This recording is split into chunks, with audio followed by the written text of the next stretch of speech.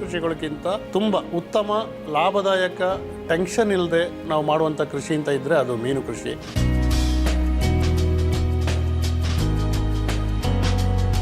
Rohu, catla, common carp, gross carp ಈ 4 ಅಂತೂ ಬೇಕೇ ಬೇಕು. ಈ ಮೀನುಗಳು ಬೆಳೆಯೋದೇ 2ನೇ ವರ್ಷ, ಫಸ್ಟ್ ಇಯರ್ ಬೆಳೆಯೋದಿಲ್ಲ.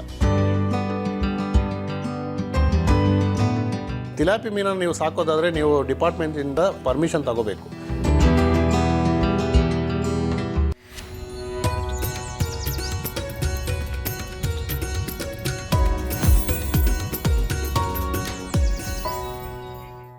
ವರ್ಷವಿಡೀ ಮೀನುಗಳಿಗಿದೆ ಭಾರಿ ಡಿಮ್ಯಾಂಡ್. ಪ್ರತಿ ವಾರ ಆದಾಯ ಪಡೆಯಬಹುದಾದ ಉಪಕಸುಬು, ಸುಲಭ ನಿರ್ವಹಣೆ, ಹೆಚ್ಚಿನ ಲಾಭ ತಂದುಕೊಡುವ ಮೀನು ಸಾಕಾಣಿಕೆ. ಕೃಷಿ ಖಜಾನೆಗೆ ಸ್ವಾಗತ. ನಾನು ಶ್ವೇತಾ. ಮೀನು ಸಾಕಾಣಿಕೆ ಒಂದು ಲಾಭದಾಯಕ ಉದ್ಯೋಗ ಮತ್ತು ಉಪಕಸುಬು. ಮೀನುಗಳಿಗೆ ಹೆಚ್ಚಿನ ಬೇಡಿಕೆ ಇರುವ ಹಿನ್ನೆಲೆಯಲ್ಲಿ ಒಳನಾಡು ಮೀನು ಸಾಕಾಣಿಕೆ ಹೆಚ್ಚು ಜನಪ್ರಿಯವಾಗ್ತಾ ಇದ್ದು ರೈತರಿಗೆ ಹೆಚ್ಚಿನ ಲಾಭ ತಂದುಕೊಡ್ತಾ ಇದೆ. ರೈತರು ತಮ್ಮ ಜಮೀನಿನಲ್ಲಿರುವ ಕೃಷಿ ಹೊಂಡ, ಕೆರೆಗಳಲ್ಲಿ ಮೀನು ಸಾಕಿ ಹೆಚ್ಚು ಶ್ರಮವಿಲ್ಲದೆ ಹೆಚ್ಚಿನ ಲಾಭ ಗಳಿಸಬಹುದು. ಇಂದು ಮೀನು ಸಾಕಾಣಿಕೆ ಕುರಿತು ವಿವರವಾದ ಮಾಹಿತಿ ತಿಳಿಯೋಣ ಬನ್ನಿ.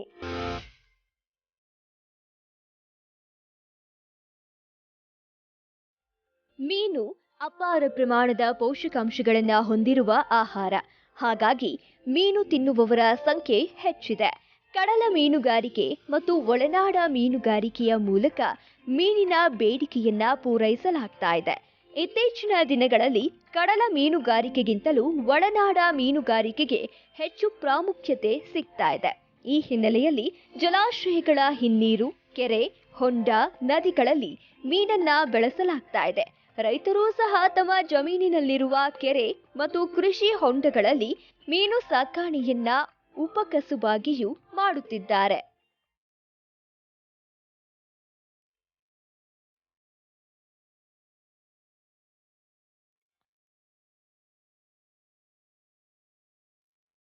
ಮೀನುಗಾರಿಕೆಯಲ್ಲಿ ಭಾರತ ವಿಶ್ವದಲ್ಲಿಯೇ 2ನೇ ಸ್ಥಾನದಲ್ಲಿದೆ. ಇನ್ನು ನಮ್ಮಲ್ಲಿ 2020-21ನೇ ಸಾಲಿನಲ್ಲಿ ಒಟ್ಟು 1.45 ಕೋಟಿ ಟನ್ ಮೀನು ಉತ್ಪಾದನೆಯಾಗಿತ್ತು. ಇದರಲ್ಲಿ ಒಳನಾಡು ಮೀನುಗಾರಿಕೆಯ ಪಾಲೇ ಹೆಚ್ಚು.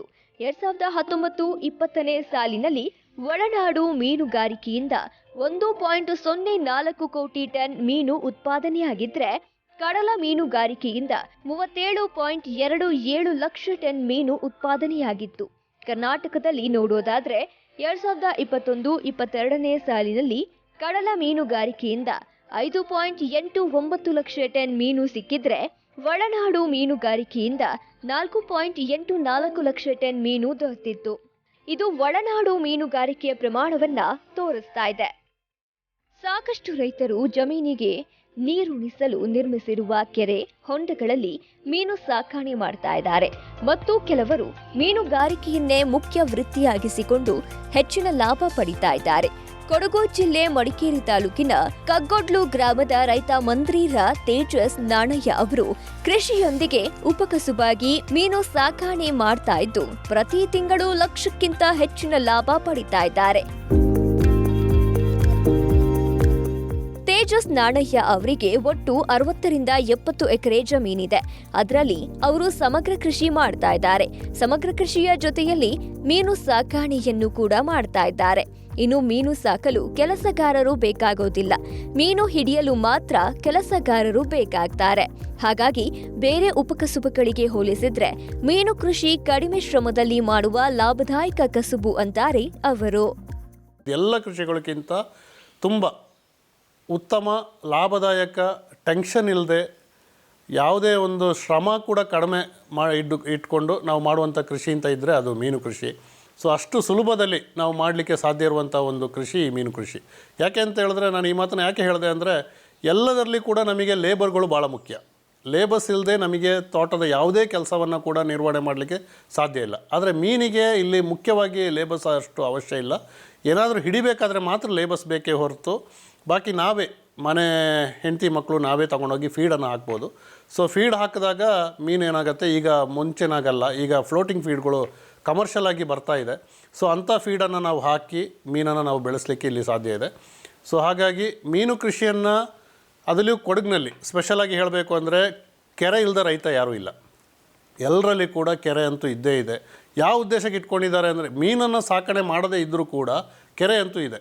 ಯಾವ ಉದ್ದೇಶ ಅಂದರೆ ನಾವು ಇವಾಗ ಜನವರಿ ಫೆಬ್ರವರಿಯಿಂದ ನಾವು ಸ್ಪ್ರಿಂಕ್ಲರ್ನ ಮಾಡಲಿಕ್ಕೆ ಸ್ಟಾರ್ಟ್ ಮಾಡ್ತೇವೆ ಕಾಫಿಯನ್ನು ಕುಯ್ದಾದ ನಂತರ. ಸೊ ಕಾಫಿಯನ್ನು ಕುಯ್ದಾದ ನಂತರ ಇರಿಗೇಷನ್ ಮಾಡ್ತೇವೆ.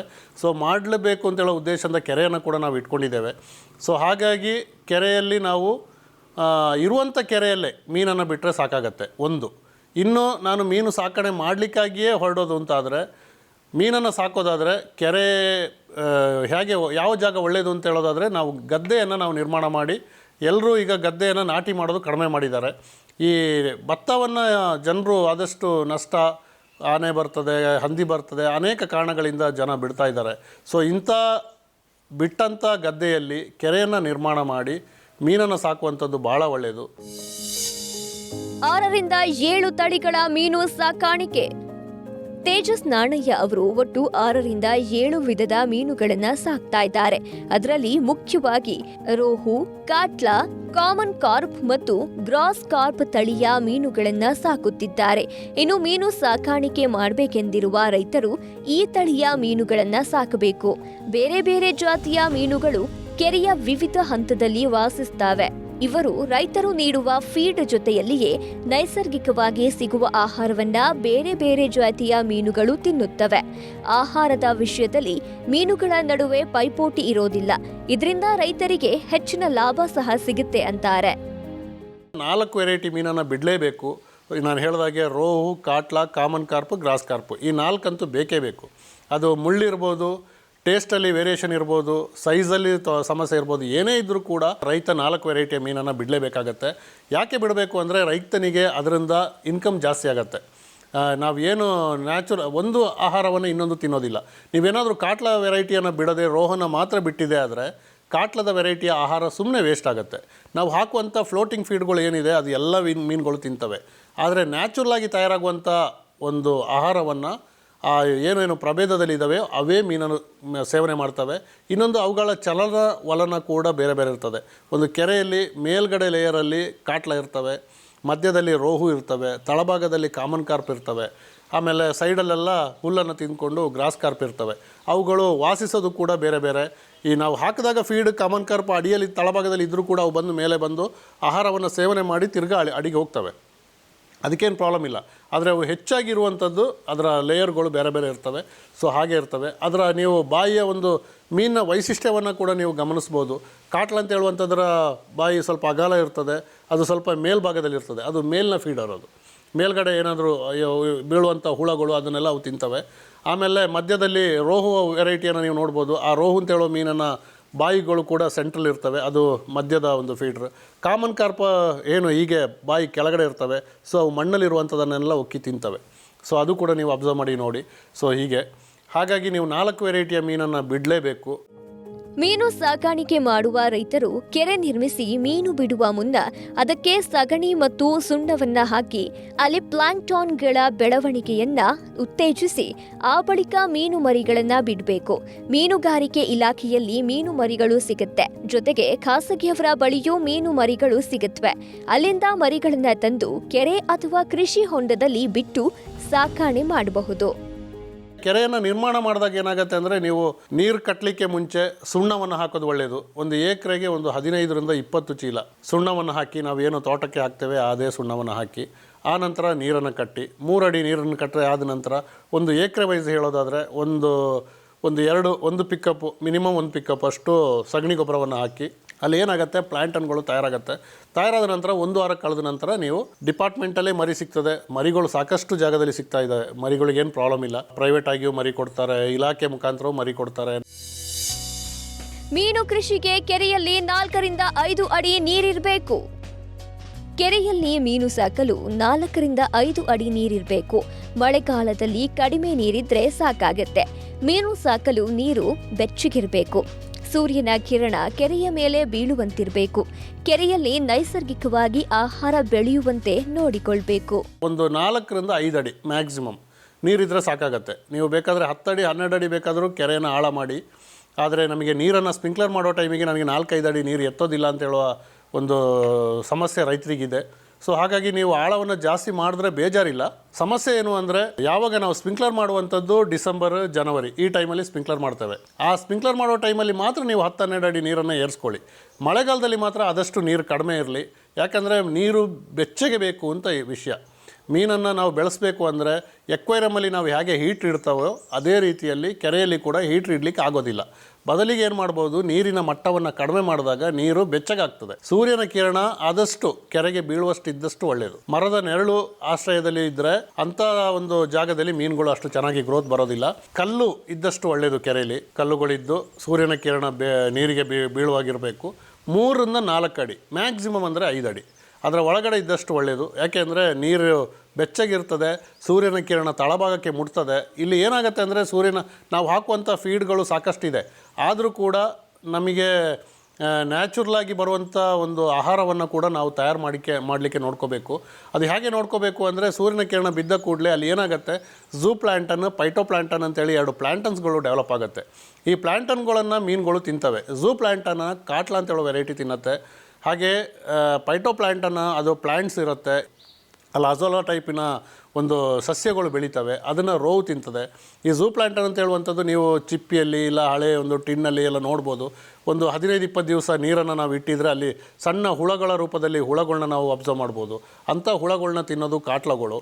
ಆದರೆ ಸಸ್ಯಗಳನ್ನ ತಿನ್ನುವಂಥದ್ದು ರೋವು. ಇನ್ನು ತಳಭಾಗದಲ್ಲಿ ಶಂಕು ಹುಳ, ಇನ್ನು ಕೆಲವು ಮಣ್ಣಲ್ಲಿ ಹುಳಗಳು ಕೂಡ ಉತ್ಪತ್ತಿ ಆಗ್ತದೆ. ಸೊ ಅಂಥ ಹುಳಗಳನ್ನ ತಿನ್ನೋದು ಕಾಮನ್ ಕಾರ್ಪ್. ಹಾಗಾಗಿ ಕೆರೆಯ ಬದುಗಳಲ್ಲೆಲ್ಲ ಹುಲ್ಲುಗಳಿರ್ತವೆ. ಸೊ ಅಂಥ ಹುಲ್ಲನ್ನು ತಿನ್ನೋದು ಗ್ರಾಸ್ ಕಾರ್ಪ್.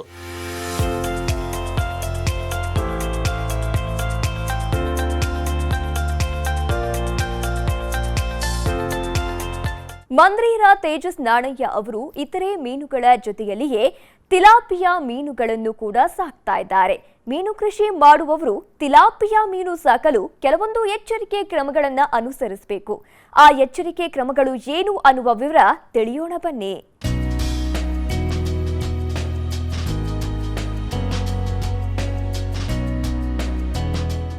ತೇಜಸ್ ನಾಣಯ್ಯ ಅವರು ತಮ್ಮ ಕೆರೆಯಲ್ಲಿ ಒಟ್ಟು 6ರಿಂದ 7 ತಳಿಯ ಮೀನುಗಳನ್ನು ಸಾಕುತ್ತಿದ್ದಾರೆ.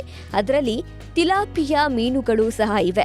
ಕೊಡಗು ಭಾಗದಲ್ಲಿ ತಿಲಾಪಿಯಾ ಮೀನುಗಳನ್ನು ಸಾಕಬೇಕಂದ್ರೆ ಕೆಲವೊಂದು ಎಚ್ಚರಿಕೆ ಕ್ರಮ ತೆಗೆದುಕೊಳ್ಬೇಕು. ತಿಲಾಪಿಯಾ ಮೀನು ಸಾಕಲು ಮೀನುಗಾರಿಕೆ ಇಲಾಖೆಯಿಂದ ಪರವಾನಗಿ ಪಡೆದುಕೊಳ್ಬೇಕು. ಜೊತೆಗೆ ಈ ಮೀನುಗಳು ಕೆರೆಯಿಂದ ಹೊರಗೆ ಹೋಗದಂತೆ ಸೂಕ್ತ ವ್ಯವಸ್ಥೆ ಮಾಡಿಕೊಳ್ಬೇಕು. ನಮ್ಮದು rohu, catla, common carp, grass carp, silver carp, ಆಮೇಲೆ ತಿಲಾಪಿ, ಇವಾಗ ನಾನು ರೂಪ್ಚಂದ್ ಅಂತೇಳೋ ವೆರೈಟಿ, ಹೀಗೆ ಒಂದು 6-7 ವೆರೈಟಿಯನ್ನು ಕೂಡ ಬಿಟ್ಟಿದ್ದೇನೆ. ಈಗ ನೀವೇ ಆಗಲೇ ನೋಡಿರ್ಬೋದು. ತಿಲಾಪಿ ಮೀನನ್ನು ಬಿಟ್ಟರೆ, ತಿಲಾಪಿ ಮೀನನ್ನು ನೀವು ಸಾಕೋದಾದರೆ ನೀವು ಡಿಪಾರ್ಟ್ಮೆಂಟಿಂದ ಆ್ಯಕ್ಚುಲಿ ಪರ್ಮಿಷನ್ ತಗೋಬೇಕು. ಯಾಕೆ ಪರ್ಮಿಷನ್ ತಗೋಬೇಕು ಅಂದರೆ ತಿಲಾಪಿ ಮೀನುಗಳು ಒಂದು ಸಲ ತಂದು ಬಿಟ್ಟರೆ ತುಂಬ ಮರಿ ಹಾಕ್ತಾ ಇರ್ತವೆ, ಬ್ರೀಡ್ ಆಗ್ತವೆ. ಸೊ ಅದನ್ನು ನಾವು ಹೊಳೆಗೆ ಬಿಡೋದಿಲ್ಲ ಅಂತೇಳುವಂಥ ಒಂದು ವಿಷಯದಿಂದ ನಾವು ಪರ್ಮಿಷನ್ನ ತಗೋಬೇಕು. ನಾವು ಹೊಳೆಗೆ ಬಿಟ್ಟಾಗ ಏನಾಗುತ್ತೆ, ತಿಲಾಪಿ ಮೀನುಗಳು ಬೇರೆ ಮೀನನ್ನು ತಿನ್ನೋದಿಲ್ಲ. ಬದಲಿಗೆ ಏನಾಗ್ತದೆ, ಹೊಳೆಯಲ್ಲೆಲ್ಲ ಅದೇ ಡೆವಲಪ್ ಆಗಿ ನಮ್ಮಲ್ಲಿ ಇರುವಂಥ ಹೊಳೆಯಲ್ಲಿರುವಂಥ ಆಲ್ರೆಡಿ ಏನು ಮೀನುಗಳಿದ್ದಾವೆ ಅವುಗಳ ಸಂಖ್ಯೆ ಕಡಿಮೆ ಆಗ್ತವೆ. ಆ ಉದ್ದೇಶಕ್ಕಾಗಿ ಡಿಪಾರ್ಟ್ಮೆಂಟ್ ಅವರು ತಿಲಾಪಿ ಮೀನನ್ನು ನೀವು ಬೆಳೆಸೋದಾದರೆ ಪರ್ಮಿಷನ್ ಬೇಕು. ಪರ್ಮಿಷನಿಗೆ ಅಂಥ ಸಮಸ್ಯೆ ಏನಿಲ್ಲ. ನಾವು ಮರದ ಪಾಸ್ ಇರ್ಬೋದು, ಬೇರೆ ಥರ ಪಾಸ್ ಮಾಡಲಿಕ್ಕೆಲ್ಲ ಭಾಳ ಸಾಕಷ್ಟು ಕಷ್ಟಪಡ್ತೇವೆ ಫಾರೆಸ್ಟ್ ಡಿಪಾರ್ಟ್ಮೆಂಟಲ್ಲಿ. ಬಟ್ ಇದರಲ್ಲಿ ಆ ರೀತಿ ಕಷ್ಟ ಇಲ್ಲ. ನೀವು ಮಡಿಕೇರಿಯಲ್ಲಿದೆ, ಎಲ್ಲ ಅಸಿಸ್ಟೆಂಟ್ ಡೈರೆಕ್ಟರ್ಗಳು ಎಲ್ಲ ತಾಲೂಕುಗಳಲ್ಲಿದೆ. ಅವರಿಗೆ ನೀವು ಒಂದು ಅರ್ಜಿ ಕೊಡಿ. ಅವರು ಮೈಸೂರಲ್ಲಿ ಡಿಗಳು ಇರ್ತಾರೆ. ಸೊ ಡಿ ಅವ್ರನ್ನ ಕರ್ಕೊಬಂದು ನಮ್ಮ ಕೆರೆ ನೋಡಿಕೊಂಡು, ಕೆರೆಯ ಪಕ್ಕದಲ್ಲಿ ತೋಡಿರಬಾರ್ದು. ಆಮೇಲೆ ಕೆರೆಯಿಂದ ಔಟ್ಲೆಟ್ ಪೈಪಿಗೆ ಕೂಡ ನಾವು ಸರಿಯಾದ ನೆಟ್ಟಿನ ವ್ಯವಸ್ಥೆ ಇರಬೇಕು. ಯಾವುದೇ ರೀತಿಯ ಮೀನು ಬೇರೆ ಹೊಳೆಗೆ ಸೇರದ ರೀತಿಯಲ್ಲಿ ನಾವು ನೋಡ್ಕೊಳ್ತೇವೆ ಅಂತೇಳೋ ರೀತಿಯಲ್ಲಿ ನಾವು ಅವರಿಗೊಂದು ಅಫಿಡವಿಟ್ ಮಾಡಿ ಕೊಡಬೇಕಾಗತ್ತೆ. ಆಮೇಲೆ ಅವರು ಕೂಡ ಬಂದು ಗಮನಿಸ್ತಾರೆ. ಇಲ್ಲಿ ಏನು ಸಮಸ್ಯೆ ಇಲ್ಲ ಅಂತಂದರೆ ಅವ್ರು ನಮಗೆ ಪರ್ಮಿಷನನ್ನು ಕೊಡ್ತಾರೆ. ಹಾಗಾಗಿ ನೀವು ಪರ್ಮಿಷನ್ನ ತಗೊಂಡೇ ಮಾಡಿ. ಅದರಿಂದ ನಮಗೆ ಪ್ರಾಫಿಟ್ ಏನು ಅಂದರೆ, ನಾವು ಒಂದು ಸಲ ಏನು ಮರಿಯನ್ನು ಬಿಡ್ತೇವೆ, ಬಿಟ್ಟ ನಂತರ ತಿರ್ಗಾ ಬಿಡಬೇಕು ಅಂತಿಲ್ಲ, ಅದರಲ್ಲೇ ಬ್ರೀಡ್ ಆಗ್ತಾ ಇರ್ತದೆ. ಅವ್ರು ಆ್ಯಕ್ಚುಲಿ ಗಂಡು ಮೀನು ಅಂತ ಕೊಡ್ತಾರೆ. ಅದರಲ್ಲಿ 90% ಮಾತ್ರ ಗಂಡು ಮೀನುಗಳಿರೋದು. 10% ಅದು 100ಕ್ಕೆ 100 ಅದರಲ್ಲಿ ಫೀಮೇಲ್ಗಳು ಇರ್ತವೆ. ಅದು ಬ್ರೀಡ್ ಆಗೇ ಆಗ್ತವೆ. ಅವ್ರು ಏನು ಮಾಡ್ತಾರೆ ಅಂದರೆ, ಸಣ್ಣ ಚಿಕ್ಕ ಮರಿಯಲ್ಲಿ 15 ದಿವಸ ಫೀಡಿನ ಮುಖಾಂತರ, ಫೀಡಲ್ಲಿ ಕೆಮಿಕಲನ್ನು ಹಾಕಿ ಮೇಲಾಗಿ ಕನ್ವರ್ಟ್ ಮಾಡಿ ಕೊಡೋದು. ಅದು ಏನಾಗುತ್ತೆ, ಈ ಫೀಡ್ ತಿಂದಿದ್ದರಲ್ಲಿ ವ್ಯತ್ಯಾಸ ಇರ್ಬೋದು, ಇಲ್ಲ ಅವರು ಹಾಕಿದಂಥ ಕೆಮಿಕಲಲ್ಲಿ ವ್ಯತ್ಯಾಸ ಇರ್ಬೋದು, ಏನೋ ಒಂದು ವ್ಯತ್ಯಾಸದ ಒಂದಿಂದಾಗಿ 10% 100% ಅದರಲ್ಲಿ ಫೀಮೇಲ್ಗಳು ಇದ್ದೇ ಇರ್ತವೆ. ಸೊ ಅವು ಮರಿ ಮಾಡೇ ಮಾಡ್ತವೆ. ಸೊ ಈ ರೀತಿ ಮರಿ ಮಾಡಿದಾಗ ಏನಾಗುತ್ತೆ, ಕೆರೆಯಲ್ಲಿ ಅವು ತಿಂಗಳಿಗೆ ವರ್ಷಕ್ಕೆ 4 ಸಲ ಮರಿ ಮಾಡ್ತವೆ. 3 ತಿಂಗಳಿಗೆ ಅವು ಬ್ರೀಡಿಂಗ್ ಸ್ಟಾರ್ಟ್ ಆಗುತ್ತೆ. ಅದು ಬರೀ 100 ಗ್ರಾಮಿಂದ 150 ಗ್ರಾಮ್ಸ್ ಒಳಗಡೆ ಬಂದ ಕೂಡಲೇ ತಾಯಿ ಮರಿ ಹಾಕಲಿಕ್ಕೆ ಸ್ಟಾರ್ಟ್ ಆಗುತ್ತೆ. ಜೊತೆಗೆ ತಾಯಿ ಜೊತೆಯಲ್ಲಿ ಮಕ್ಕಳು ಕೂಡ ಬೆಳ್ಕೊಳ್ತವೆ. ಸೊ 150 ಇರೋದು 350-400 ಗ್ರಾಮ್ವರೆಗೆ ಅದು ಆಗ್ತದೆ. ಆದರೆ ತಿಲಾಪಿಯಲ್ಲಿ 2 ವಿಧ ಇದೆ ಮೇಯ್ನಾಗಿ, ಒಂದು ಗಿಫ್ಟ್, ಇನ್ನೊಂದು ನೈಲ್. ಈಗ ನಾನು ಬಿಡ್ತಾ ಇರೋದು ಗಿಫ್ಟ್ ತಿಲಾಪಿ. ಈ ಗಿಫ್ಟ್ ತಿಲಾಪಿ ಏನು ಅಂದರೆ ಅದರಲ್ಲಿ ಲೈನ್ಸನ್ನು ನೀವು ನೋಡ್ಬೋದು, ಅದಕ್ಕೆ ನಾವು ಗಿಫ್ಟ್ ಹೇಳ್ತೇವೆ. ಆಮೇಲೆ ನೈಲ್ ತಿಲಾಪಿ ಅಂದರೆ, ಗಿಫ್ಟ್ ತಿಲಾಪಿ ಕಲ್ಕತ್ತಾದ ಬ್ರೀಡು. ಸೊ ಕಲ್ಕತ್ತಾದಿಂದ ನಾವು ತರುವಂಥದ್ದು. ನೈಲ್ ತಿಲಾಪಿ ಅಂತ ಹೇಳುವಂಥದ್ದು ಕೇರಳದ ಬ್ರೀಡು. ಅದು ಏನಾಗುತ್ತೆ, 2 kg ಸೈಜ್ ಬರುತ್ತೆ. ಗಿಫ್ಟ್ ತಿಲಾಪಿ ಬರೋದು ಅರ್ಧ kg ಮಾತ್ರ. ಆದರೆ ನೈಲ್ ತಿಲಾಪಿಗಿಂತಲೂ ಗಿಫ್ಟ್ ತಿಲಾಪಿ ಟೇಸ್ಟಲ್ಲಿ ಚೆನ್ನಾಗಿರ್ತದೆ. ಮುಳ್ಳು ಅದರಲ್ಲಿ ನೈಲಲ್ಲಿ ಏನು ಹೆಚ್ಚಿರಲ್ಲ, ಬಟ್ ಮುಳ್ಳು ಕಡಿಮೆ ಇದರಲ್ಲಿ ತಿಲಾಪಿಯಲ್ಲಿ, ಹಾಗಾಗಿ ಚೆನ್ನಾಗಿರುತ್ತೆ. ಇನ್ನು ತಿಲಾಪಿಯಾ ಮೀನುಗಳು ವೇಗವಾಗಿ ಬೆಳವಣಿಗೆ ಹೊಂದೋದ್ರಿಂದ ಬೇಗ ಹಿಡಿದು ಮಾರಾಟ ಮಾಡಬಹುದು. ಅದೇ ರೋಹು ಮತ್ತು ಕಾಟ್ಲಾ ಮೀನುಗಳಾದ್ರೆ ಅವುಗಳನ್ನ ಹಿಡಿಯಲು ಹೆಚ್ಚು ದಿನ ಕಾಯಬೇಕಾಗತ್ತೆ. ತಿಲಾಪಿಯಾ ಮೀನುಗಳು 1 kgಗೆ 4-5 ಬರುವಷ್ಟು ಬೆಳವಣಿಗೆ ಹೊಂದಿದ್ರೆ ಉತ್ತಮ. 6-10 ತಿಂಗಳಲ್ಲಿ ಈ ಮೀನುಗಳನ್ನ ಹಿಡಿದು ಮಾರಾಟ ಮಾಡಬಹುದು. ಈ ತಿಲಾಪಿ ಅಂತ ಹೇಳೋ ಮೀನನ್ನು ನಾವು ಒಂದು 8-9 ತಿಂಗಳಿಗೆ ಹಾರ್ವೆಸ್ಟಿಂಗ್ ಮಾಡ್ಬೋದು. ಆಮೇಲೆ ಕೆರೆಯನ್ನು ನಾವು ಆಗಲೇ ಹೇಳಿದಾಗೆ, ನಮಗೆ ಕೆರೆಯನ್ನು ಗದ್ದೆಲೇ ಮಾಡಬೇಕು ಅಂತಿಲ್ಲ, ತೋಟದಲ್ಲೇ ಮಾಡಬೇಕು ಅಂತಿಲ್ಲ. ಇವಾಗ ಏನಾಗಿದೆ, ಮತ್ಸ್ಯ ಸಂಪದ ಅಂತ ಹೇಳೋ ಯೋಜನೆ ಅಡಿಯಲ್ಲಿ ಸಾಕಷ್ಟು ಅನುದಾನಗಳಿದ್ದಾವೆ. ಅದರ ಮುಖಾಂತರ ನಾವು ಟ್ಯಾಂಕನ್ನು ಮಾಡಿ, ಬಯೋಫ್ಲಾಕ್ ಅಂತ ಹೇಳ್ತೇವೆ, RIS ಅಂತ ಹೇಳ್ತೇವೆ, ಈ ರೀತಿಯ ಒಂದು ವ್ಯವಸ್ಥೆಯನ್ನು ಮಾಡಿ ಮನೆಯ ಅಂಗಳದಲ್ಲಿ ಮಾಡಲಿಕ್ಕೆ ಸಾಧ್ಯ ಇದೆ. ನಮಗೆ ಅಂಗಳ ಯಾವಾಗ ಬೇಡ, ಒಂದು ಈ ಕಾಫಿ ಸೀಸನ್ ನಮಗೆ ಮನೆಯ ಅಂಗಳ ಯಾವಾಗ ಯೂಸ್ ಆಗುತ್ತೆ ಅಂದರೆ ಜನವರಿಯಿಂದ ಬೇಕಾಗುತ್ತೆ. ಜನವರಿ, ಫೆಬ್ರವರಿ, ಇನ್ನೂ ಬೇಕು ಅಂದರೆ ಮಾರ್ಚು. ಈ 3 ತಿಂಗಳು ಮಾತ್ರ ನಮಗೆ ಕಾಫಿ, ಮೆಣಸು ಎಲ್ಲ ಕೊಯ್ಲಿಕ್ಕೆ ಬೇಕಾಗೋದು. ಉಳಿದಂಥ ಒಂದು 8 ತಿಂಗಳು 9 ತಿಂಗಳು ನಮಗೆ ಅಂಗಳದ ಅವಶ್ಯ ಇರೋದಿಲ್ಲ. ಆ ಟೈಮಲ್ಲಿ ನಾವೇನು ಮಾಡ್ಬೋದು ಅಂದರೆ, ಅಂಗಳದಲ್ಲಿ ಅದನ್ನು ಬೇರೆ ಕಡೆಗೆ ಶಿಫ್ಟ್ ಮಾಡುವಂಥ ವ್ಯವಸ್ಥೆ ಇರುವಂಥ ಟ್ಯಾಂಕ್ಗಳು, ಟಾರ್ಪಲ್ಸ್ ಹಾಕಿ ನಾವು ಮಾಡ್ತೇವೆ. ಸೊ ಆ ರೀತಿಯ ಟ್ಯಾಂಕನ್ನು ಕೂಡ ಮನೆಯಲ್ಲೇ ಹಾಕಿ, ಅಂದರೆ ಅದು ರಿಸ್ಕ್ ಇದೆ. ಏನಂದರೆ ಕರೆಂಟ್ ಕೊಡಬೇಕು, 24 ಗಂಟೆ ಕರೆಂಟ್ ಬೇಕು. ಏನಾದರೂ ಸಮಸ್ಯೆ ಆಯಿತು ಅಂದರೆ ಮೀನುಗಳು ಸಾಯ್ತವೆ. ಈ ನಮ್ಮ ನ್ಯಾಚುರಲ್ ಪಾಂಡ್ಗಳಲ್ಲಿ ಈ ರೀತಿಯ ಯಾವುದೇ ಸಮಸ್ಯೆಗಳು ಇರೋದಿಲ್ಲ, ಟೆನ್ಷನ್ ಇರೋದಿಲ್ಲ. ಬಟ್ ನಿಮಗೆ ಸಾಧ್ಯ ಎಲ್ಲ ಕಡೆ ಮೀನನ್ನು ಸಾಕಲಿಕ್ಕೆ ಸಾಧ್ಯ ಇದೆ. ಕೇವಲ ಒಂದು 1000 ರೂಪಾಯಿ ಖರ್ಚು ಮಾಡಿ ಒಂದು JCBಯಲ್ಲಿ ಒಂದು 10 ಅಡಿ ಅಗಲ, ಒಂದು 20 ಅಡಿ ಉದ್ದದ ಒಂದು ಗುಂಡಿಯನ್ನು ಮಾಡಿ, ಒಂದು 4 ಅಡಿ ಆಳದ ಗುಂಡಿಯನ್ನು ಮಾಡಿ, ಅಲ್ಲಿ ಕೂಡ ಈ ಕೃಷಿ ಇಲಾಖೆಯಲ್ಲಿ ಟಾರ್ಪಲ್ಸ್ಗಳು ಸಿಗ್ತವೆ. ಸೊ ಅಂಥ ಟಾರ್ಪಲ್ಗಳನ್ನು ಹಾಕಿ ಕೂಡ ನೀರು ಬತ್ತಿ ಹೋಗ್ತದೆ ಅಂತಿರೋ ಜಾಗಕ್ಕೆ ಟಾರ್ಪಲ್ ಹಾಕಿ ಮಾಡ್ಬೋದು.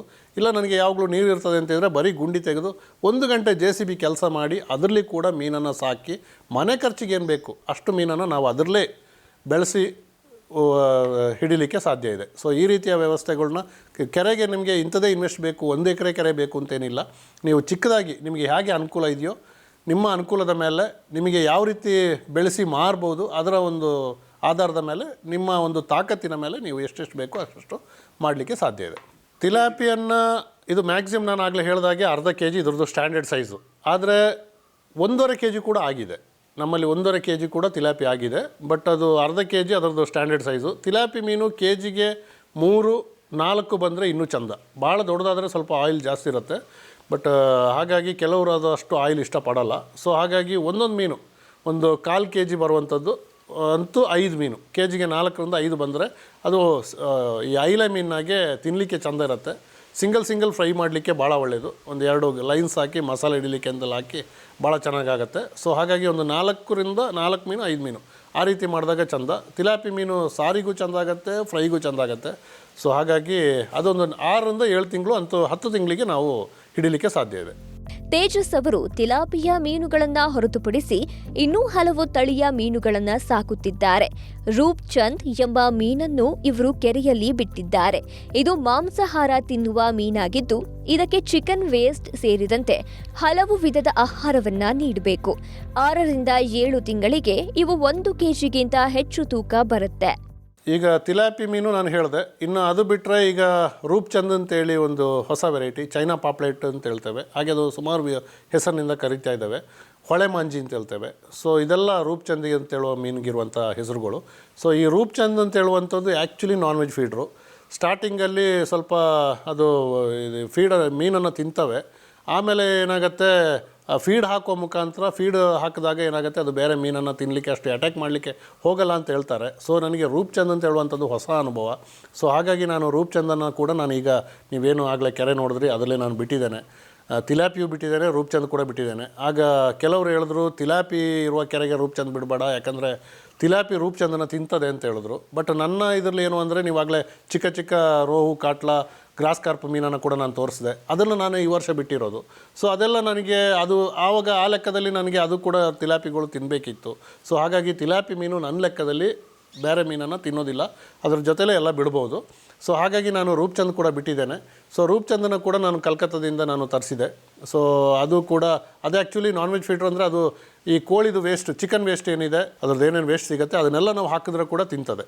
ಇನ್ನೊಂದು ನಾವು ಮೀನು ಕ್ಲೀನ್ ಮಾಡಿ ಮೀನು ವೇಸ್ಟನ್ನು ಕೂಡ ಹಾಕಿದ್ರೂ ತಿಂತದೆ. ಇವಾಗ ನಾನು ಏನು ಮಾಡ್ತಾಯಿದ್ದೇನೆ, ಮೀನು ವೇಸ್ಟನ್ನು ನನ್ನ ಹತ್ರ ಹಂದಿ ಇದೆ ಅದಕ್ಕೆ ಹಾಕ್ತಾಯಿದ್ದೇನೆ. ಬಟ್ ನೆಕ್ಸ್ಟು ನಾನು ಅದನ್ನೇ ಬೇಕಾದರೂ ಕೆರೆಗೆ ಹಾಕಿದ್ರು ಕೂಡ ಈ ರೂಪ್ಚಂದ್ ಅಂತ ಹೇಳೋ ವೆರೈಟಿ ತಿಂತದೆ. ಸೊ ಅದು ಮಾಡ್ಬೋದು. ಒಂದು 6ರಿಂದ 7 ತಿಂಗಳಿಗೆ ಬಂದುಬಿಡ್ತದೆ. 1 ಕೆ ಜಿವರೆಗೆ ಬರ್ತದೆ. 1 ಕೆ ಜಿ ಕ್ರಾಸ್ ಆಗುತ್ತೆ. ಹಾಗಾಗಿ ಅದು 2-3 ಕೆ ಜಿವರೆಗೆ ಬೆಳೀತದೆ. ಸೊ ರೂಪ್ಚಂದ್ ಅಂತೇಳೋ ವೆರೈಟಿಯನ್ನು ಕೂಡ ಈಗ ಬಿಟ್ಟಿದ್ದೇನೆ. ಇನ್ನು ರೋವ್ ಕಾಟ್ಲ ಅಂತ ಹೇಳುವಂಥದಕ್ಕೆ 2 ವರ್ಷ ಆಗಲೇಬೇಕು. ಏನೇ ಆದರೂ ಕೂಡ 1 ವರ್ಷಕ್ಕೆ ಬರೋದಿಲ್ಲ.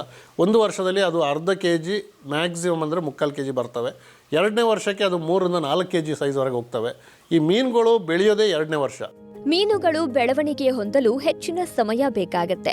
ಅದರಲ್ಲೂ 2ನೇ ವರ್ಷದಲ್ಲಿ ಮೀನುಗಳು ಹೆಚ್ಚು ಬೆಳವಣಿಗೆ ಹೊಂದುತ್ತವೆ.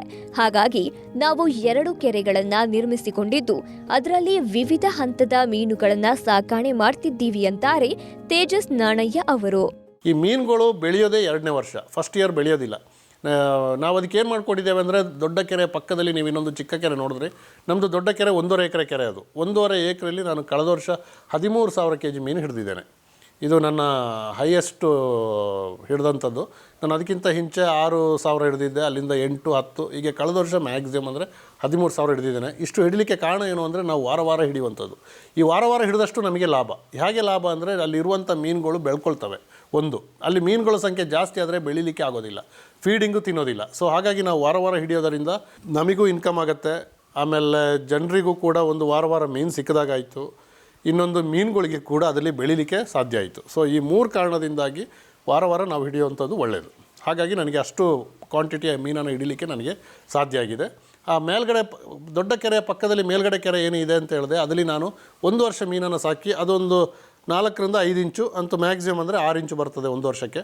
ಸೊ ಅದಕ್ಕೆ ಸ್ಟೆಂಟೆಡ್ ಫಿಶ್ ಅಂತ ಹೇಳ್ತೇವೆ. ಅದರಲ್ಲಿ ನಾನು ಹೆಚ್ಚಿಗೆ ಫೀಡಿಂಗ್ ಮಾಡೋಕ್ಕೆ ಹೋಗೋದಿಲ್ಲ, ಲೈಟಾಗಿ ಫೀಡಿಂಗ್ ಕೊಡ್ತೇನೆ. ಸೊ ಈ ರೀತಿಯಾಗಿ ಆಂಧ್ರದಲ್ಲಿ ಬೆಳೆಸ್ತಾರೆ. ಅವ್ರು ಏನು ಮಾಡ್ತಾರೆ ಅಂದರೆ, ಯಾವುದೇ ಪ್ರಾಣಿಗಳು 1 ವರ್ಷ ಬೆಳೀಲಿಲ್ಲ ಅಂದರೆ ನಾವು ಬರ್ಕತ್ತಿಲ್ಲ ಅಂತ ಹೇಳ್ತೇವೆ, ಇದು ಇನ್ನೂ ಪ್ರಯೋಜನ ಇಲ್ಲ ಅಂತ ಹೇಳ್ತೇವೆ.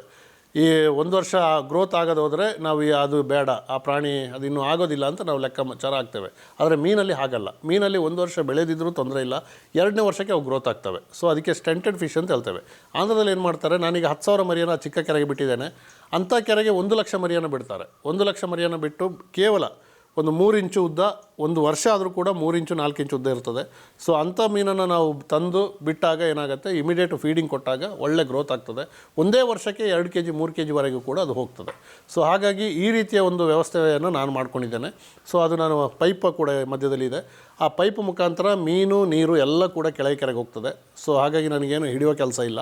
ಸೊ ಅದ್ರ ಮುಖಾಂತರ ಅಲ್ಲಿ ನಾನು 1 ವರ್ಷ ಅಲ್ಲಿ ಬೆಳೆಸ್ತೇನೆ. ಹಾಗಾಗಿ ನನಗೆ ವಾರ ಇಡೀ ನನಗೆ ಮಾರ್ಕೆಟಿಂಗ್ ಮಾಡಲಿಕ್ಕೆ ಅನುಕೂಲ ಇದೆ.